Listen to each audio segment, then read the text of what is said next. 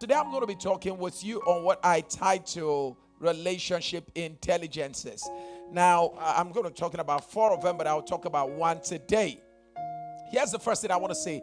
The Bible says, by wisdom is a house built. By wisdom is a house built. Wisdom is a bigger name for the word intelligence. Is that okay? Intelligence is actually a subset of wisdom. All right. Knowledge is a subset of wisdom, understanding, and all of that. Wisdom is a broader language. So when you say by wisdom is a house built, what the Bible is simply saying is that by intelligence is a house built. And trust me, the Bible says a foolish woman brings down our own house. So it tells you that the absence of intelligence is the presence of foolishness. The absence of intelligence is the presence of foolishness. And you don't build a house by aggression. You build a house by intelligence. And one of the major expressions of intelligence is affection. Well, let's get started straight away by talking about the first intelligence that you need in order to build a successful relationship, all right? And I call it positive intelligence. Whoa! Positive intelligence is simply the capacity to use your mind to positively influence, listen carefully, use your mind to influence how you think. How you think, very important, how you feel. How you think, how you feel, how you will, all right? Number 4, how you decide. And finally, how you act and behave.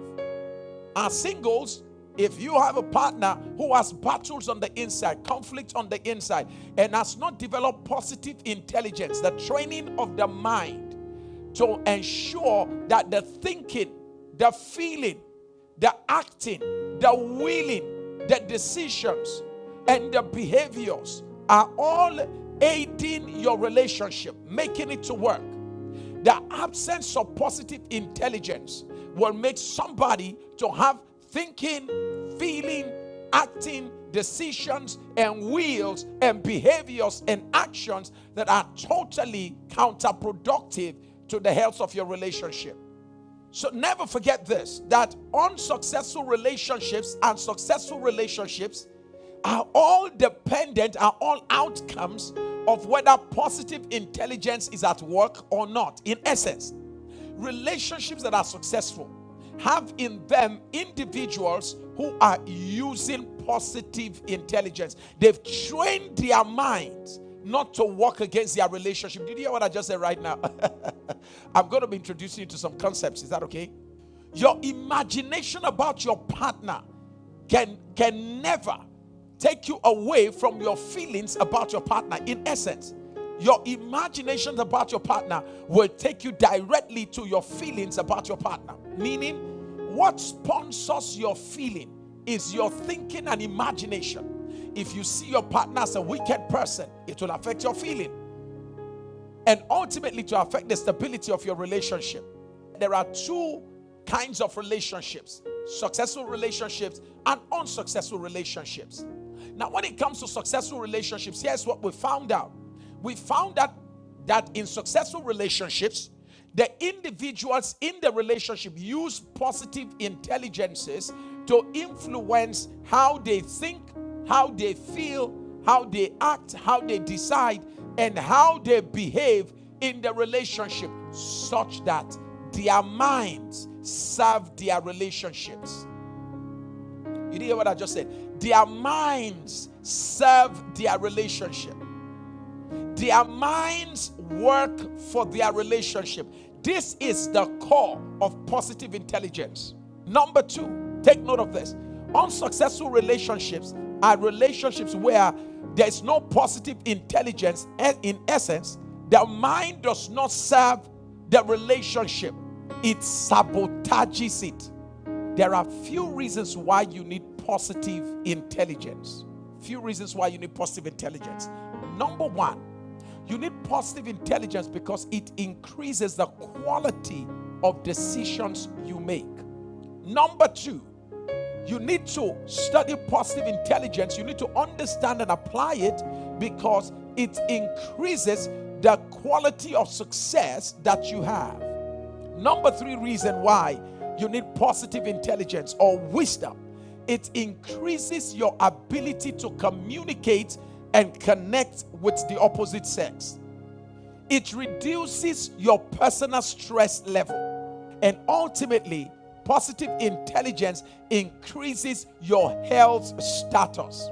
Your physical health, your mental health is enhanced by positive intelligence. When your mind is trained to serve your purpose, to serve your life, to serve your relationship, what happens is that physically you are healthy, mentally you are sound. Before I talk about how your mind can serve you, let me share with you 5 out of 10 ways by which your mind sabotages you, by which your mind spoils your relationship, destroys your relationship.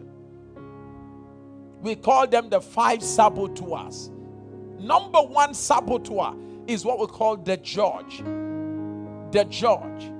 This is the lying fault finder. When your mind is ruled by the judge, how do you know that your mind is a mind that has the judge as a saboteur ruling your mind, affecting your thinking, affecting your feeling, your behaving, your acting, your decisions? How do you know the name of the saboteur that is influencing your mind?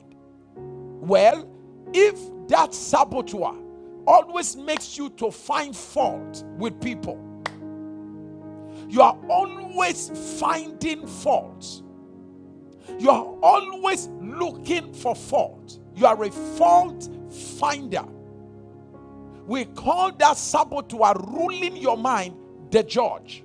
Number 2 is what we call the stickler. The stickler, it's on the screen. The stickler, somebody that likes to stick to something. These are people who take it from the judge and move to another dimension of perfection. Always looking for perfection. Unfortunately, you don't even offer what you are looking for. So you are looking for perfection instead of improvement. Number 3 is what we call the pleaser. The pleaser. The people pleaser. Your life, you just see, what rules your mind is the desire to just be in the good book of everybody. You don't want to offend anybody. You want to make everybody happy. I've been there before. You want to make everybody happy at the expense of your own peace. You take everything. You take insult, you take reproach, you take everything. You are more of a human doing than a human being, because you just want to please everybody. Number 4 is what we call the victim. The victim. This is one of the most dangerous saboteurs that controls the mind and makes it to sabotage relationships. Victims, the victim. This is an emotional manipulator. This is someone who knows how to manipulate your partner using emotions, emotional blackmail. You always want to be the victim. We say something, the next thing is you take what you said this about me, but was that all that we said? It's about playing the victim's card.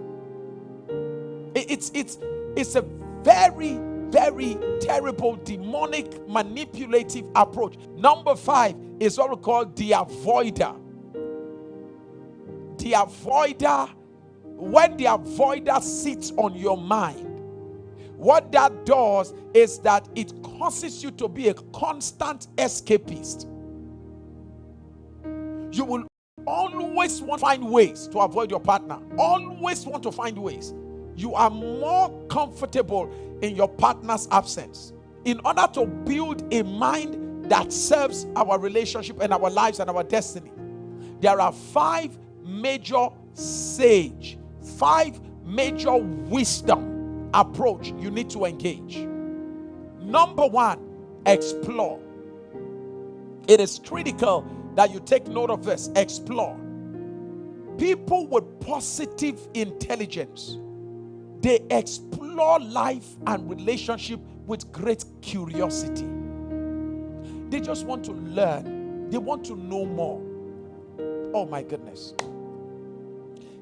Can I help you? You never have a qualitative relationship when you already have a ready-made opinion about your partner. Explore. Number 2, with positive intelligence, you empathize. You put yourself in somebody else's shoe. You put yourself in your partner's shoe. Now look, wait a minute. I've been buying things for myself. I've been buying clothes for myself. I bought a car for myself. I bought this for myself. I bought that for myself. Wait a minute. I've not bought 10% of what I bought for myself for my wife. I've not bought 10% of what I bought for myself for my husband. How would my partner be feeling? Put yourself in the person's shoe. It's called empathy. Number 3, innovate. Those who are positive intelligence, they always flip things around. They always say, look, can we look at it from a different point of view? They don't look at things from a linear point. They innovate. They vujade, not deja vu. They flip things around. They say, listen to me, okay, why don't you look at this situation from a different point of view? They increase the latitude of their minds. They have space for elongated perspective to issues. They are not narrow-minded, rigid people. People with positive intelligence, they navigate. They navigate, meaning that they always find the easiest way and the best of ways to make things work. They try to find what is the underlying values and the underlying reasons behind the thing, and they find ways around such matters. They don't just innovate, they navigate. They find special ways to get things done, to make relationships work. Lastly, they activate. They activate. What that simply means is that they take decisions that are not influenced by negative interferences or distractions. They take decisions. When it's time to show compassion, when it's time to show love, when it's time to reach out to your partner, you take that decision. You don't just talk about it. When it's time to reach across the wall, you do it. You don't just talk about it, you actually do it. Most importantly, don't forget what I told you. Your mind will either serve your life, your relationship, and your destiny. It will either serve it or sabotage it. Your mind, how you think, how you feel, how you act, how you will, how you decide, ultimately how you behave, can work against not only your life, your relationship, but your destiny. In order for that not to be your situation, study the 5 saboteurs that I mentioned. Avoid them. Embrace the 5 sage that I mentioned. Welcome them into your life. These are wise ones. When you invite navigating, activating. I thought that was so much that we poured out yesterday, and I've been able to go through some of your comments, and I am just humbled by the comments that some of you are so generously lavished on yesterday's teachings. How that some of you are just even hearing about this subject for the very first time. And I feel greatly honored that you will hear that here with such simplicity. It's a very technical subject, very academic, but I've been able to bring it down for your own personal consumption. And in case you are the kind who likes academic discourse, you and I can talk if there's anything you want us to elaborate further on the subject that we have dealt with. It is my commitment not just to be heard, but to be understood. It is my commitment to ensure that you understand, not just hear me. When we were young, we preached to be heard, the older you get and the more matured you get in public speaking, you speak to be understood and not just to be heard. Many are heard, very few are understood. And those who understand are the ones who make so much out of what they hear. So I intend that by the grace of God, as I teach you here, you'll be able to understand and apply what you're hearing.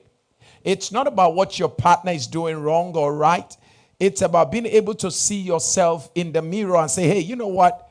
All changes begins with me. If I can make some adjustment, my partner will also be able to, over time, make the necessary adjustment that is needed for our relationship to work. So with that, I welcome you to the Relationship Masterclass today. My name is Samuel, and it absolutely gladdens my heart to connect with you again today.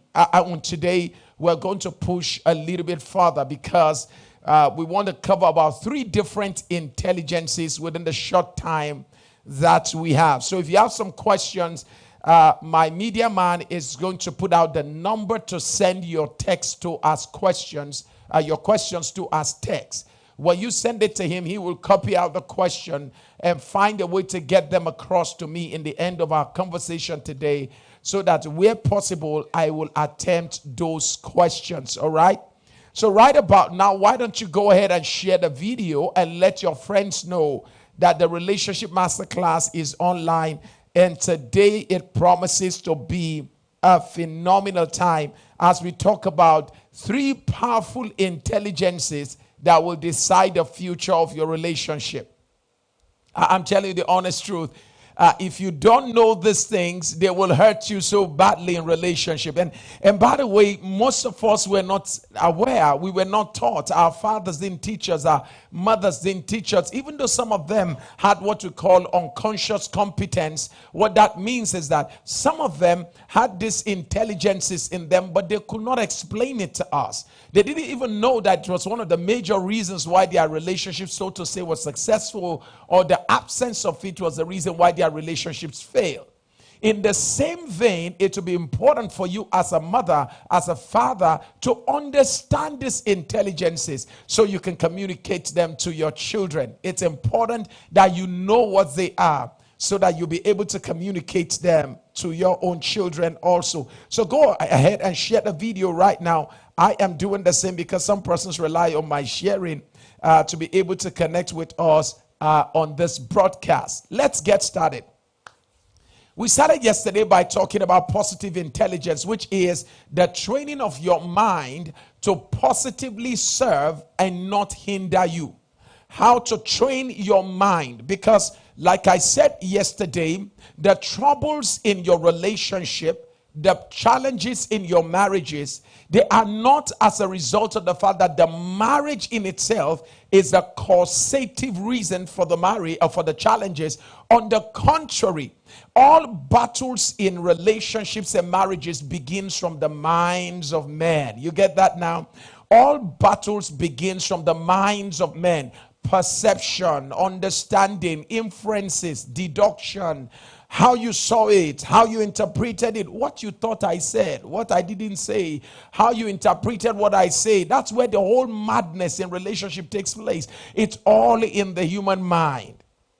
Hatred is of the mind. Anger is of the mind. Resentment is in the mind. It's important to understand, listen carefully, that the situation that has caused the problem in your marriage is not the problem. I'm going to say that again. What you are holding on to as a reason for the current trouble in your marriage is not the problem. What you're holding on to as the real reason for the trouble in your relationship is not the problem. Pastor Sam, but that was a problem. No, that was partially the problem. The real problem is your interpretation of the problem. So the real problem is that you interpreted the problem way beyond proportion, and we are where we are today because your mind kept on going on a wrong interpretation spree. Come on. Did you hear what I just said now? Your mind is on a free fall on a path of wrong interpretation. Can I say that again? Your mind is on a free fall on the pathway of wrong interpretation. So you are sliding down on the path of wrong interpretation. Hey, listen, if you don't hold yourself back and lay hold on, what am I doing? What is it? What happened? Yes, she shouted on me. All right, that's okay. Why did she shout on me? You see, I'm thinking about what she did to me, which is narcissistic. It's all about you. She shouted at me. You see, someone who is other-centric will say, wait a minute. Why did she shout at me? Is it a case of action versus reaction? Yes, she's responsible for shouting, but is it possible that was a causative reason? Did I become an act as a trigger which led to the person's shouting? Did I push on the person beyond the person's threshold? This person is naturally not going to shout. This person is naturally not going to slap, fight. Is it possible that my action was the original trigger that created the kind of situation that we'll find ourselves in? How do you exonerate yourself and all you do is hold on to the reaction of your partner? She shouted at me. She screamed at me. He slapped me. It's wrong for him to slap you. It's wrong for her to shout on you. But hey, can we backtrack a little bit? How did it all begin? How did it start? Who said what? Who did what? How did we find ourselves here? See, what I love about the Bible, if you read the Bible very well, is that the Bible did not just, it's not a book of outcomes. I'm going to say that again. The Bible is not a book of outcomes. What that means is that you don't just hear and David slept with a woman. No. You see, the Bible says, and he was walking on the roof. That's the case. He was walking on the roof and he saw a woman. And this happened on the day when kings were going to war. He was supposed to be at the battlefield. He chose to stay back. And then he was looking from the top of his house and he saw a woman naked taking a bath. You see, if the Bible is not a book of process, we would just simply say, can you imagine? A woman was tempting David. She went and she stood naked. She was taking a bath naked. No. The Bible is a book of process.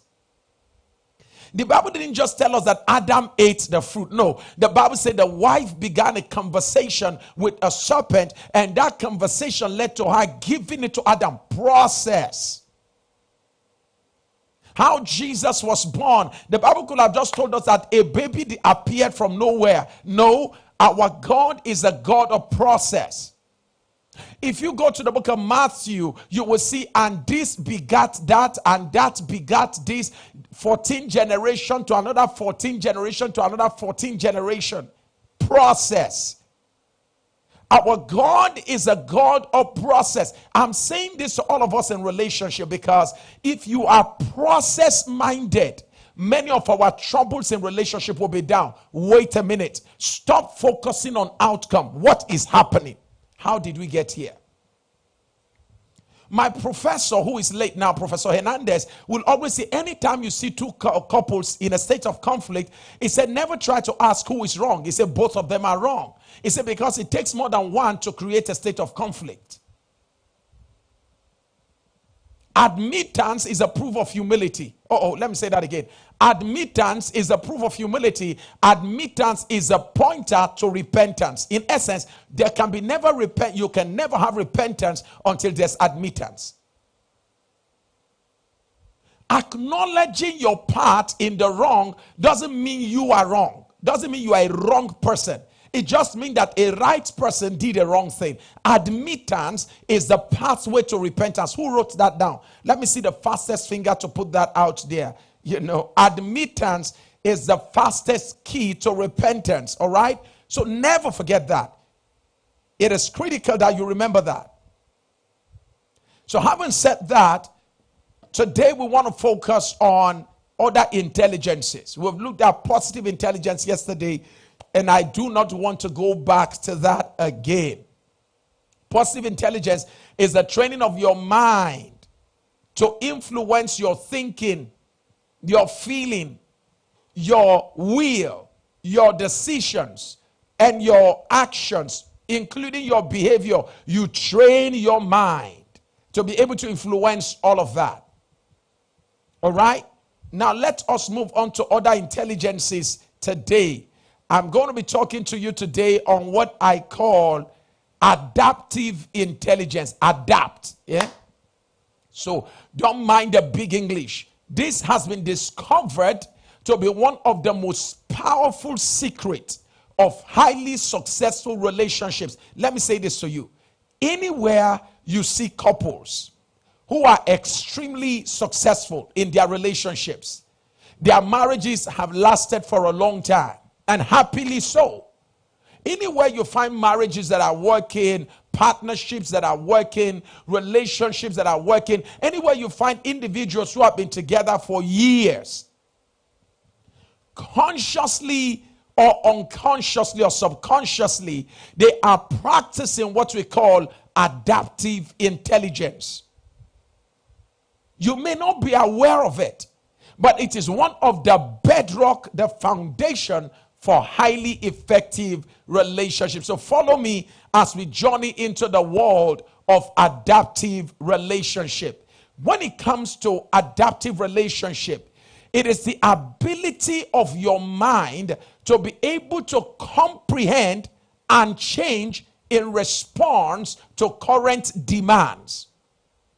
I'm going to say that again.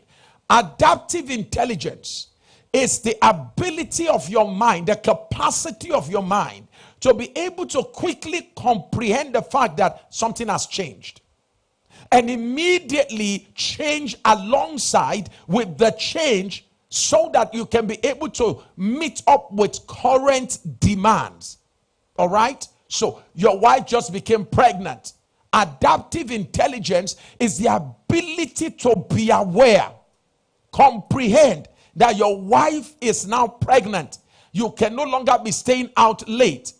And you must also be available should your wife need your attention. So it is a conscious awareness and comprehension of a current change in the atmosphere and an immediate decision within yourself to respond to this current change and its demands.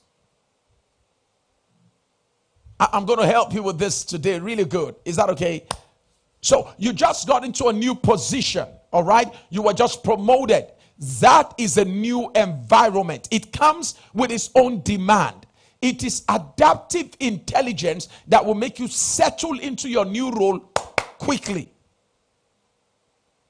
Some people have low adaptive quotient. Some people have high adaptive quotient. Some people, the moment they enter a place, they can read the room. That's a key word you need to take note of. They can read the room immediately and tell what exactly are the changes that have taken place in my life now. I'm in this new place. Who am I answerable to? Who is my boss? Who is my peer? Who is my subordinate? Is that okay? People are able to quickly read the room. It's called adaptive intelligence. The ability of the mind to be able to quickly comprehend the fact that, hey, I'm no longer a single lady, I'm engaged now. And because I am engaged, I need to learn to call. A guy needs to call me regularly. I'm engaged to a girl. I need to learn to call. It is part of adaptive intelligence. The ability to comprehend the fact that I'm in a new relationship and I can no longer be hanging around with my friends at the expense of my current relationship. Adaptive intelligence. It is that conscious awareness. Hey, wait, that I'm married. And as a result of the fact that I'm married, as a woman, I have a responsibility to my husband. And as a man, I have a responsibility to and for my wife. That comprehension of the current change and the immediate response to the change is what we call adaptive intelligence. Never forget that. What has just happened to me? Where am I? I've just relocated to another country. I've just started a new business. Somebody has just come newly to visit us. All of that requires some little bit of change management. And you cannot change until you comprehend the fact that something has changed within your space. Some lady said to me, they said, Pastor Sam, I want to marry. I said, I know you want to marry. I said, but you are not ready to marry. See, readiness for marriage will require that you become aware and comprehend the fact that there are certain things you do as a single lady you can't do once you get married. And you're not going to wait until you get married before you start practicing that. That will create a culture shock for you, and you may go into a state of resistance. We're just laying foundation today. So if you really have to call on your family, friends, and all of that, you better do, because I promise you, what you're about to hear today, your eyes will just, as I'm speaking, you'll be seeing where you've made some mistakes. You're just going to be saying, oh my God. I have individuals who have been married for 10 years, 12 years, 15 years, 20 years. Here's the point. They are married but still living as singles. Why? They don't have high adaptive intelligence. They are unwilling to let go of the environment, the lifestyle, the conduct, the perception, the paradigm, the reaction style, the coping mechanism, the approach to life, methodology to life. They've not been able to walk away from that, because you know what? It's their safety net. It's their familiar. So they don't want to let go of that. And so they have dragged that environment into this environment. So now they are creating troubles in their marriages because they don't have high adaptive intelligence. They have low adaptive intelligence. The unwillingness to leave their singles comfort zone is the reason why their current marriage is in crisis. The inability to read the fact that that is not this. Can everybody write that down? That is not this. That is what adaptive intelligence teaches you. There is something about people with high adaptive intelligence. They are able to quickly know, understand, and say to themselves, that is not this. That man is not this man. This one is not that one. So there's a good understanding and a very sharp one for that matter. Let me see who was able to write that down quickly. How many of you were able to write that? Oh, Efetori, thank you so very much. You just write, Miss Belinda. Mrs. Belinda, you are always fantastic. That is not this. That is not this. Fantastic. Always tell yourself, when you find yourself, listen, that guy is not this guy. All right? Stop making this guy pay for what that guy did. Adaptive intelligence. That one raped you, not this one. So don't let this one pay for what that one did. That was your father. This man is not your father. Adaptive intelligence. That was your mother. This one is not your mother. She's your wife. Adaptive intelligence. That was your father's house. This is not your father's house. Adaptive intelligence. The ability to be able to quickly read your immediate environment and make the necessary changes that will create stability. So adaptive intelligence is the ability of the mind to be able to comprehend and change in response to the current demands of your situation, your relationship, and your environment. Ability to quickly respond to the demands.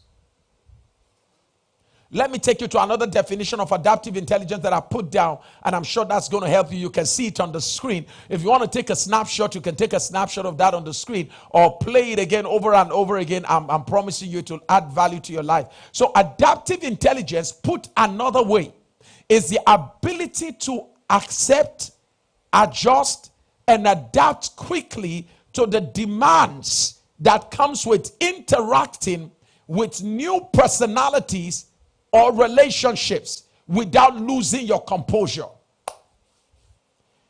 This is so deep. I'm telling you that.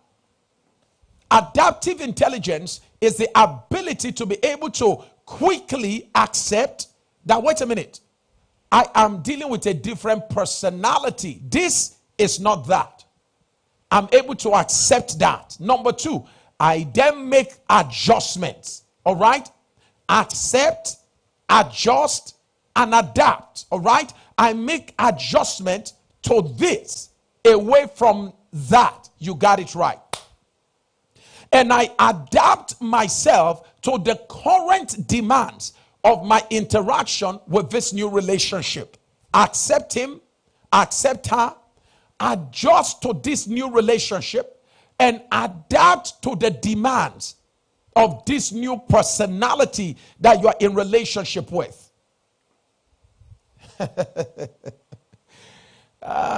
Without losing your composure. Let me show you how to know somebody has low adaptive quotient. I don't know what you want me to do. Yesterday you told me that you like always having rice. Today now you're saying you want salt on it. I don't know. There's always something you want me to do. How am I going to please you? How am I going to? Hello, sorry. Please. What else you want me to do? Should I kill myself? You are not to kill yourself. You are to increase your adaptive quotient. Your adaptive quotient is too low. That is why demands stretch you and make you lose your composure. By the way, how many things has the man or the woman asks from you? Maybe no more than 3, 5. But your generalized way of thinking makes 3 demands to look like 30 demands. And that is a reflection of low adaptive quotient. The inability to increase your latitude to accept recommendations or demands.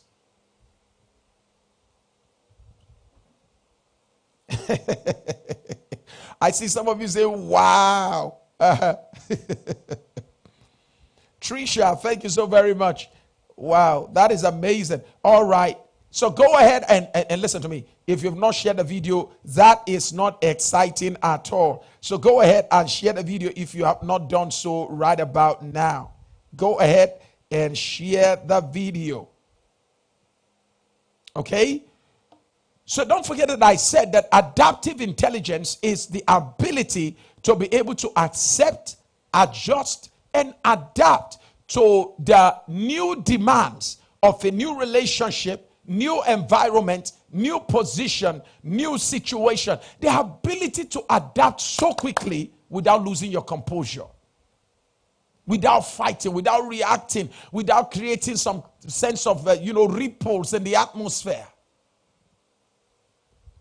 I have seen men who have low adaptive quotient. Whenever their wives call and just want to tell them this, tell them that, the man loses his composure. The woman loses her composure. Low adaptive intelligence. You can't adjust to the immediate demands of your environment. There are 3 major benefits when it comes to adaptive intelligence. There are 3 major benefits you get out of that. Why do you need to have adaptive intelligence? For 3 reasons. Number 1, it empowers you to adjust to new environments, new situations, and new relationships. Write that down. Or you can take a snapshot of it on the screen. Why do you need to have adaptive intelligence? It enables you to quickly adjust to new environments, new situations, and new relationships. So if you have adaptive intelligence, that expandability, that ability to be able to quickly adjust, accept, that ability to be able to adapt to new things without losing your composure. If you have it, what that will do to you or do for you is that it enables you, empowers you to be able to quickly adjust ahead of your peers. If you are a business person, this will really help you. How many of you noticed last year that during COVID, when COVID began, a lot of businesses shut down, right? A lot of businesses shut down. In the United Kingdom alone, we're made to understand that 12,000 businesses disappeared and will never come back again. 12,000. Now, during COVID, it was a measure of adaptability quotient, adaptive quotient. It was adaptive intelligence that was put to test in the business world. So let me tell you how some people responded. Don't forget that adaptive intelligence is the ability to be able to quickly accept, adjust, and adapt to the immediate situation without losing your composure, right? Now, during COVID, pubs, bars were shut down. So beer was not selling. Nobody could go out to buy a beer. All right? So what that did to the alcohol and beverage industry was that it affected them so badly. But look at what some companies with adaptive intelligence did. They quickly, because adaptive intelligence makes you have what you call creative skills, innovative skills. So quickly, some of this alcoholic and beverage industry, some of the companies, what they did was that immediately they decided to start producing sanitizers. Ta-da! All right? So that is Vujade, not deja vu. They flipped it around. They said, wait a minute. This is not supposed to be. Many are saying there's a casting down. We can say there's a lifting up. They said, since we can sell beer, we have the ingredients we can use to create sanitizers. And they made so much money within a short time because beer is for a limited number. Alcohol, the sanitizers became a global product. Adaptive intelligence. You also have cosmetic companies that, who cared about using cosmetology during lockdown. You had nowhere to go to, no parties to go to. So you couldn't use your Mary Kay's foundation and the rest of that. So what did some of the companies do? Some of them immediately went into creating a face mask, and some of them started creating really high-end cosmetic, high-end sanitizers in parks and all of that. They adapted to the situation and leapfrogged. So whilst other companies were waiting for the COVID era to be over, they had made billions in terms of revenue. Because of adaptive intelligence. Oh, well, churches were not functioning.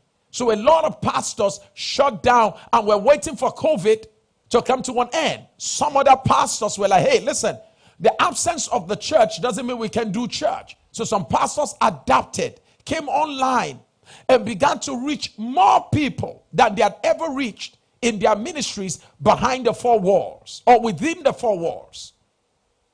It's called adaptive intelligence. Some of the aircraft manufacturing companies, they said, well, nobody's flying. And our companies are there, the machines are there. What are we going to do? Adapt. So what did they do? Became innovative, creative. And so they began to create what we call ventilators. Same thing with some car companies, Rolls-Royce and the rest of them. They began to make high-end ventilators because there was a shortage of ventilators across the world. Adaptive intelligence. Now, when everybody is seeing problems and pressure through adaptive intelligence and creative abilities and innovative skills, you flip it around and see opportunity. Whilst we're all screaming COVID, COVID, COVID, some companies like Pfizer, AstraZeneca, and the rest of them were busy in the laboratory creating vaccines.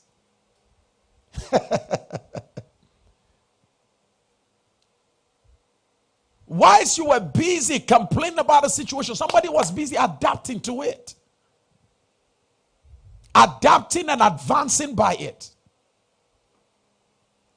Wow, wow, wow, wow. Okay, so don't forget this. There are a few benefits of having adaptive intelligence. Number one, it empowers you to adjust to new environments, new situations, and new relationships. So you are in a new relationship. It is adaptive intelligence that makes you read the relationship and understand how to work in that relationship. All right. Number two, that same relationship, maybe when you now move into a new house, it is also adaptive intelligence that tells you, okay, look, how do I conduct myself in this new house? You travel to a new country.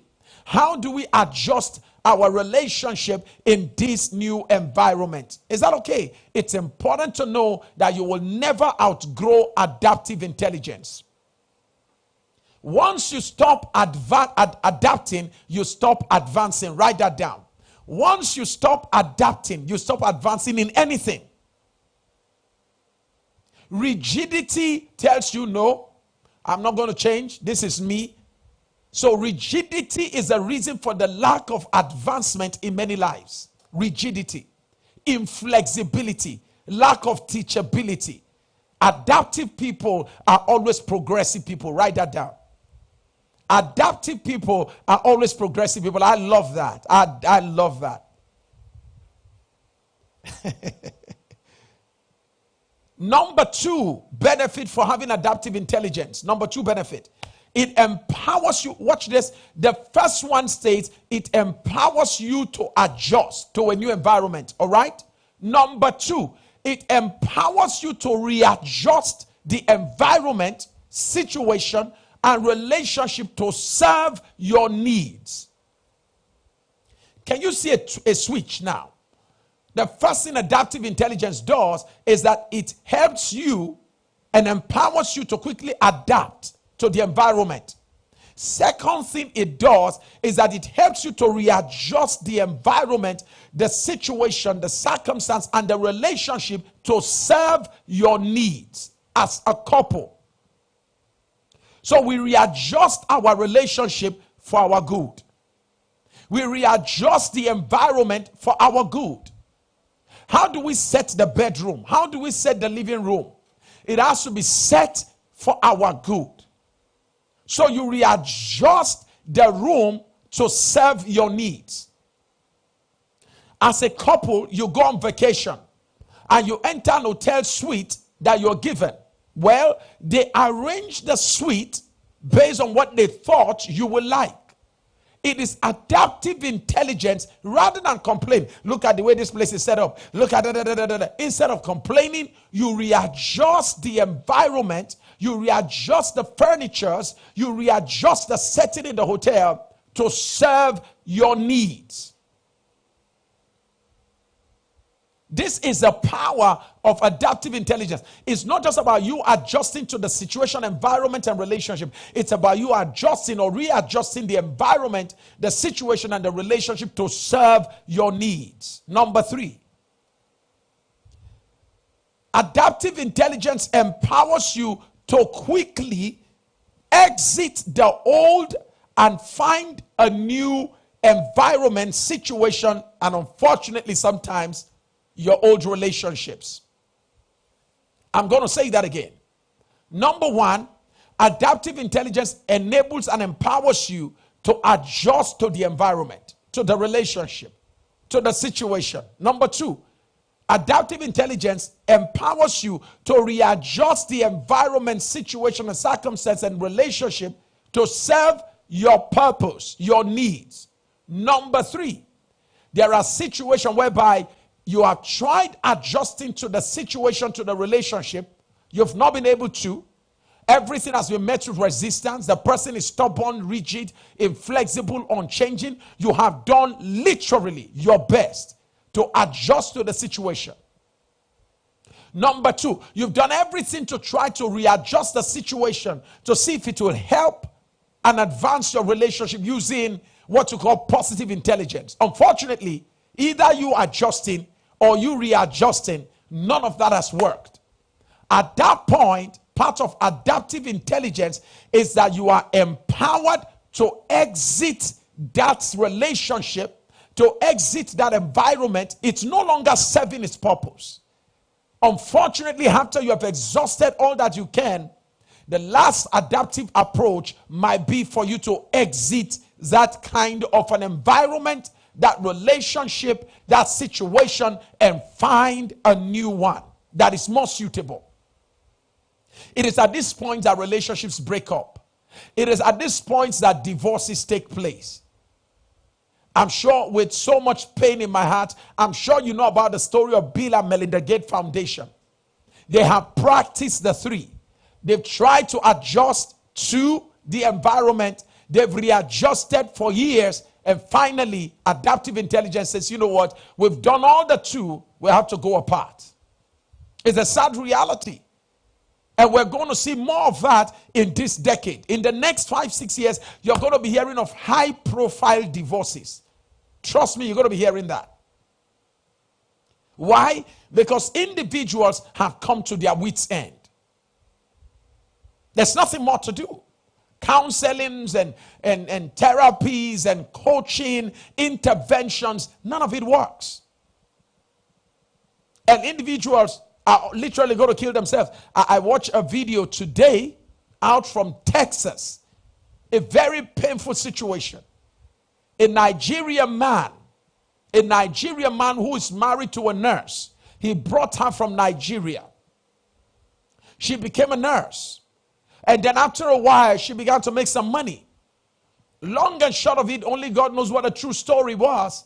But the bottom line was that this man was recorded calling 911, telling 911, I just shot the woman. He shot his own wife, and she was lying right before him, and he was insulting her, was kicking the dead body of a woman he has just shot. That is to show you the level of pain he has harbored. He was kicking the woman and was asking her, call police now. Stop me from entering the house now. He was saying all kinds of stuff, things he had harbored, forgetting that the woman on the other end on 911 was having everything on record. And he had his gun in his hands. And the woman told him, please, sir, keep the gun. Can we get to the police? They're on their way to your house and all of that. Long and short of it, as soon as the police knocked on his door, the next thing we had were gunshots. He shot himself and killed himself. See, when I'm talking about these things, you better give attention to them. Now, many of us, the reason why we don't listen to teachings on marriage, oh, no. I want financial breakthrough. I want to move to America. I want to go and get a good job. I want to get it. Now, I'm talking to you about those who have gotten the jobs. And because all that man needed was positive intelligence. All the woman needed was positive intelligence. Not only that, adaptive intelligence. Unfortunately, nobody taught them.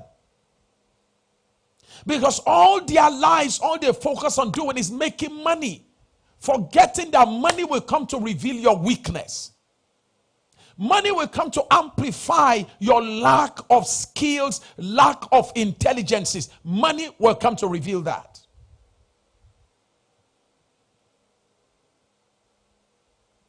So it's with so much joy that I see those of you that are watching right now.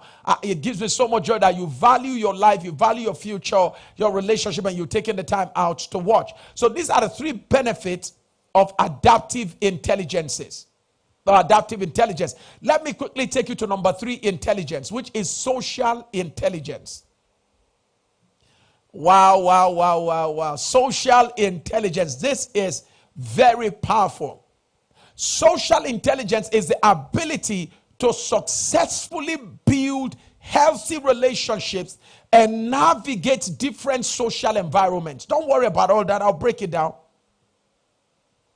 Social intelligence, SI, is the ability to be able to build healthy relationships and be able to navigate your way in the midst of social environments. You go to a party, you go to a buffet, you go to a birthday, you go to an anniversary, you travel to a different country, you are meeting with people from a different cultural context, you are meeting with people from a cross-cultural community, and all of that. It is social intelligence that empowers you to be able to navigate yourself in the midst of a people you've never met before.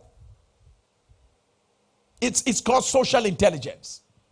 The ability to build successful relationship with different editions of human beings. Write that down.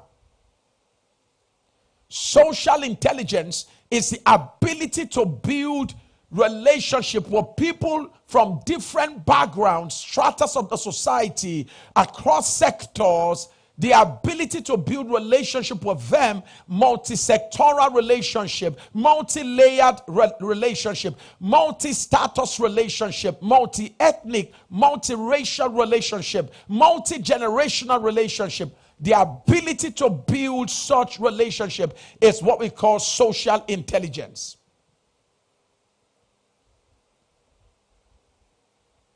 There are some of us who are like, I keep my circle very small. It's not that you keep your circle very small. You don't know how to build relationship. And the earlier you admit it, the better. Because you can never be greater than the kind of relationships you keep. Your relationship will determine the span of your influence. In fact, you will get to realize that your relationship will determine the span of your income. You may have potential to solve a problem.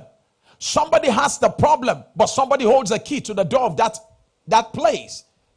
If you don't know how to build relationship with those who hold the key to the door, even though you can solve the problem and someone has the need, somebody had to introduce Jesus, John the Baptist.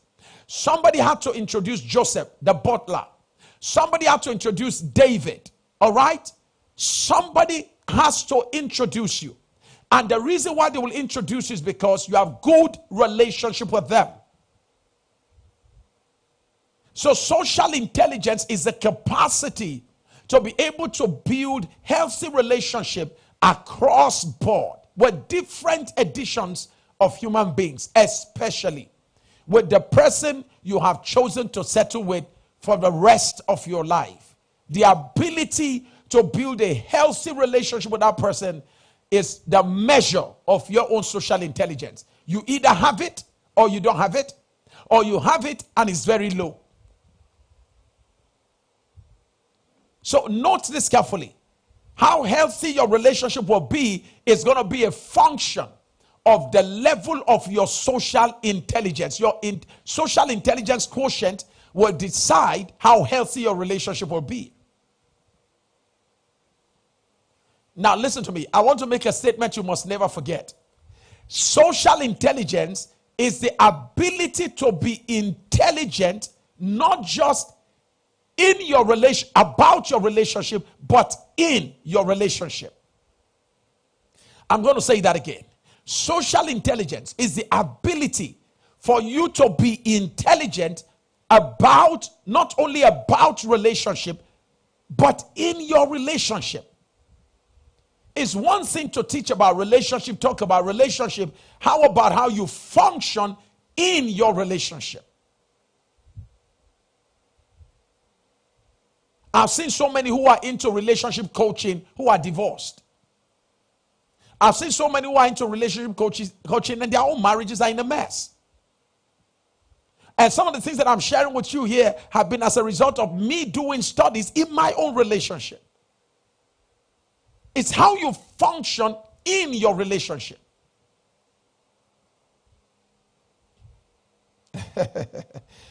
My goodness. Let me share with you the benefits of social intelligence. Why do you need to have social intelligence? Which is the ability to build healthy relationship. Now, listen carefully. People with high social intelligence have the ability to sense the feelings of others, and it enables them to respond appropriately. You are able to quickly see the feelings and sense the feelings of the people you are in relationship with and be able to respond appropriately. Number two, it increases your ability, social intelligence increases your ability to be able to have smooth, effective interactions with the people you are in relationship with because you have good social awareness. Number two, it enables you and empowers you to be able to have smooth and effective interaction with the people you are in relationship with your partner. Number three, it increases your capacity to deeply connect and patiently listen to your partner without interrupting by practicing what we call comprehensive listening. So it's critical for you to understand that one of the things that social intelligence does for us is that it produces deep connection and gives you the latitude to be able to listen. Number four, one of the major benefits of social intelligence, number four, is that it increases your ability to identify and avoid the tendencies to have an inflated view of yourself. People with high social intelligence don't have an exaggerated view of themselves. They know who they are and they know who they are not. So with high social intelligence, you are able to put a limit on how you view yourself.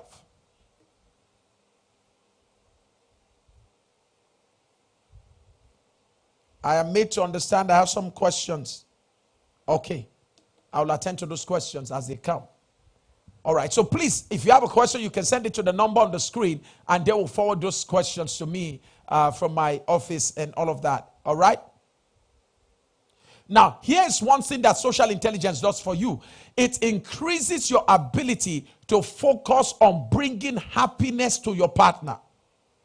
People with high social intelligence focus on bringing happiness to their partners. Number 6, it increases your ability to be able to interact and have conversation with a wide variety of people with some level of tactfulness and the use of appropriate words. So wherever you find yourself, you're able to engage because of social intelligence. The next thing I want to share with you about social intelligence is that it increases your ability to engage in and play different social roles, engage in different rules, and act out different scripts in relationship. Meaning, because of social intelligence, a man can carry the baby, wash the dishes, or do the dishes, straighten up the beds. You can function in any role because of social intelligence without losing a sense of your gender. So a man with high social intelligence doesn't feel like, oh, listen, I've lost my sense of masculinity because I'm carrying out what used to be roles that women carry out. It increases your ability to be able to focus on bringing happiness to your partner. I mentioned that to you before. Now, let me say something here. With social intelligence, you will focus more on others and less on yourself. It doesn't mean you despise yourself. It means when you're in a relationship, you're always thinking of how to bring happiness to the person. And of course, you cannot bring to somebody else what you've not brought to yourself. The last intelligence I will have a short time to talk about is what I call emotional intelligence. You need all of this. Emotional intelligence. In order to have a stable relationship, whether in marriage, in business, you need emotional intelligence. And follow me carefully as I quickly wrap up with this now. Emotional intelligence is the capacity to be aware of. So the first thing about emotional intelligence is that you are aware of, you are in control, and you are deeply in charge of how you express your emotions. People with high emotional intelligence don't just react anyhow. People with high emotional intelligence don't fight anyhow, don't shout and break. They don't just shoot anyhow. They don't just break things. No. It is a capacity to be aware of, control, and express your emotions, thereby handling interpersonal relationships intelligently and confidently. When you have high emotional intelligence, you are aware of your own emotions.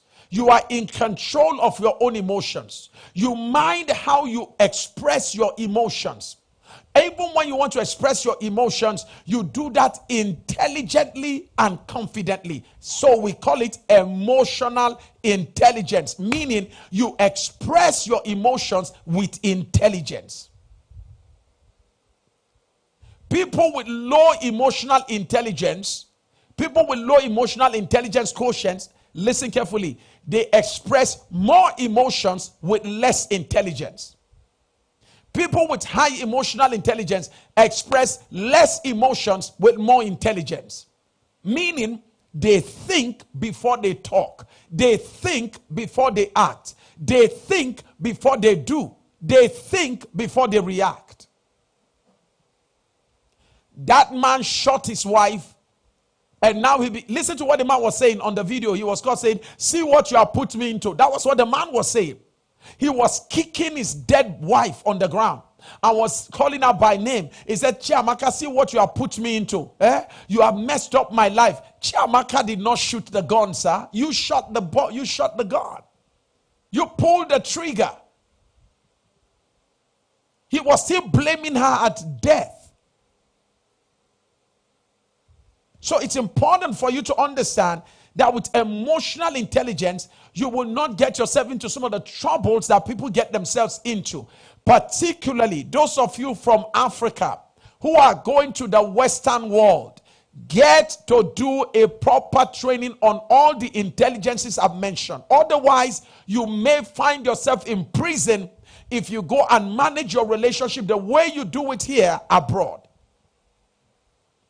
A man called me recently and said, Reverend Sam, I'm like, yes, sir. I said, how are you doing? And I thought he wanted to give me a good news. Listen to what he said. He said, Pastor Sam, you can't believe what my wife has done. I said, what happened? He said his wife had actually called the police on him. And listen, he said, Pastor Sam, over 20 police cars arrived at their house. And he was handcuffed for the first time in his life. This is somebody who has done so very well in Nigeria, moved to another part of the world, and he said what actually happened was that himself and his wife were having some altercations, and he said somewhere along the line, as usual, because he normally does that in Nigeria, as usual, he stretched out his hands and slapped his wife. Now the woman is already empowered by the laws of the land, and she called 911 and was able to prove it, and they came, picked him up, took him to the prison or to the police cell.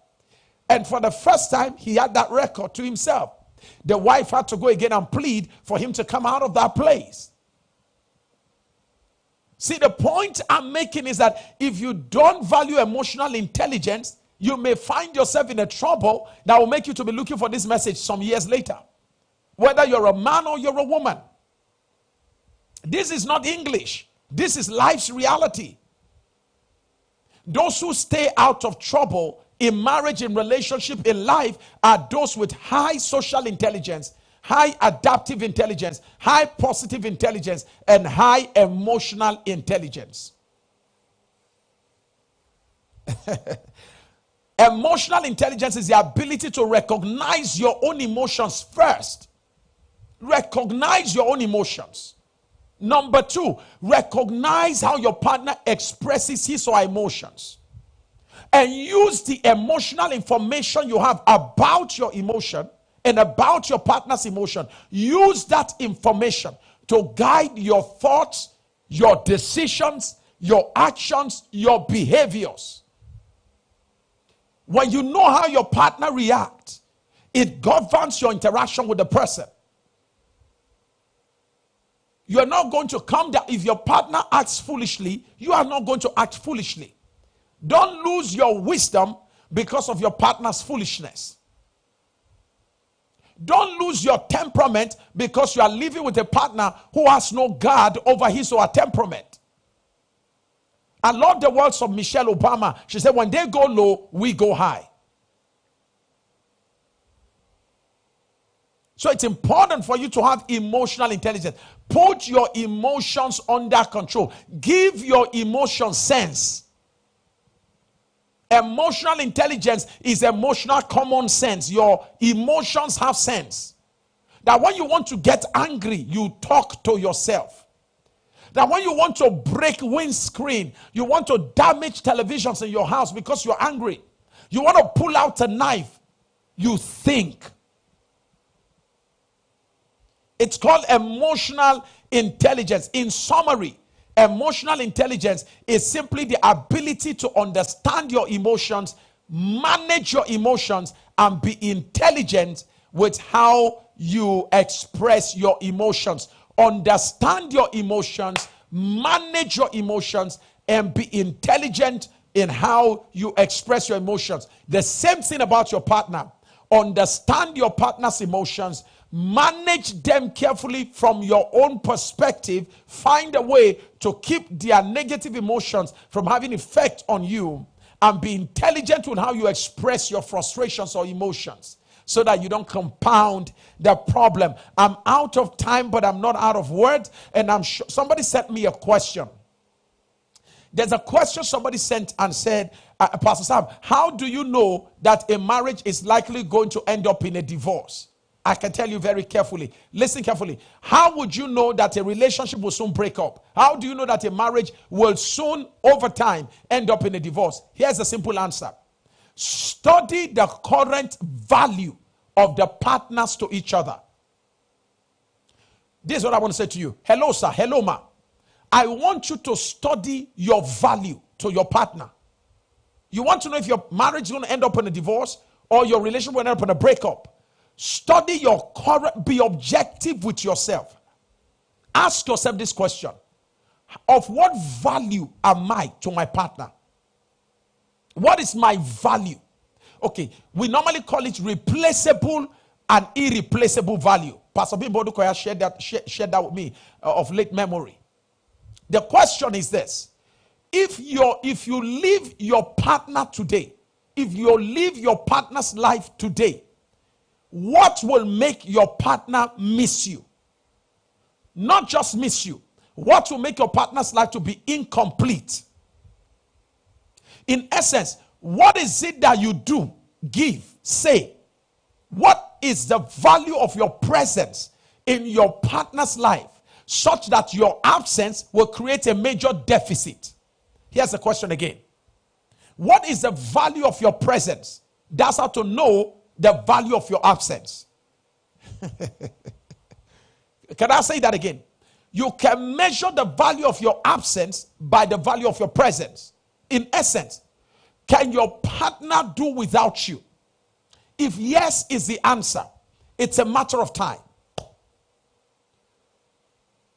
It's a matter of time. If your partner can do without you, your partner is trained, your wife is already getting used to living without you, it's a pointer to a marriage that will soon end up in a divorce. As singles, you are beginning to drift apart and you are becoming comfortable in each other's absence. Never forget what I just said now. Once you are becoming comfortable in each other's absence and you are getting things done without each other, you're already practicing divorce and breakup in advance. It is divorce in training. It is breakup in training. If the value of your presence is equal to the value of your absence, then divorce is not going to cause any painful separation. It's not going to result in any painful separation. So you better start asking yourself right now, what value do I bring to my partner? What value add? What is my worth in my partner's life? That's how to know if your marriage is going to end up in a divorce or not. And if the truth of the matter is that currently your partner exists, she does life without you, he does his life without you, your presence or absence doesn't even really matter. He's planning, she's planning without you. The person is moving on with or without your input. This is already a recipe for divorce. Don't be comfortable in such kind of relationship. You better wake up and know that you are already marking term and it's a matter of time. Somebody say now, wow. Divorce in training. That's what it is. And some of you don't know that you are training each other in preparation for divorce. You don't know. Because you are getting each other used to existence without one another. That's what it is. Number 2 question. How will I know the right man for me? If you are not married, how would you know the right man for you? Does he honor you? Does he honor your God? Does he honor your parents? Does he honor your vision? Does he honor your dream? Does he create the room for you to be yourself? Is he accepting of you or demanding that you change? I've already done teachings on that. Go back to my previous videos. They will greatly help you. For all of you who are watching right now, there is a new YouTube channel. I don't know how they call that now. Is that Relationship Masterclass? I need to get that. Text it over to me. All of you need to know now that there's a new YouTube channel that has my relationship messages only. So you don't hear prayer, you don't have any other teaching, it's just relationship. You better be among the very first set of people to subscribe to that channel tonight So that you can, when you are traveling, you can just be playing all my teachings on marriage. From the past, we're bringing all my teachings, we're putting them in one place so that you can get to listen to those teachings. Somebody says, sir, your teachings and prayers have been of enormous impact. I look forward to meeting you in person soon for counseling. How can I improve on my social emotional intelligence? From your teachings, I realize I'm low in these key indices of life. Poor social intelligence has narrowed my cycle of influence when with years, even with years in top-notch employment of a bank.